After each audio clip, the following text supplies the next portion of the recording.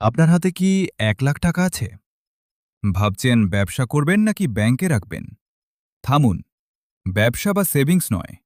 ১,০০,০০০ টাকা দিয়ে জমি কিনে আপনি হতে পারেন ভবিষ্যতের লাখপতি। কিন্তু এই টাকায় জমি কোথায় পাবেন?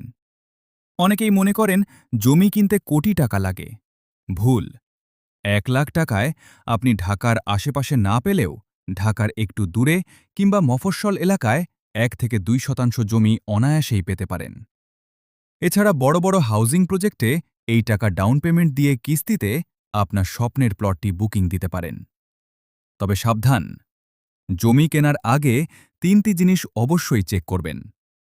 ১. সিএস, এসএ এবং বিএস খতিয়ান ঠিক আছে কিনা। ২. বিক্রেতার নামে নামজারি বা মিউটেশন করা আছে কিনা। ৩. জমিটি কোনো সরকারি খাস জমি বা ঝিল কিনা। অলস টাকা ব্যাংকে না রেখে মাটির নিচে ইনভেস্ট করুন, কারণ জমির দাম কখনো কমে না। এ বিষয়ে আরও বিস্তারিত জানতে চাইলে নিচে কমেন্ট করুন এবং সাবস্ক্রাইব করে পাশে থাকুন।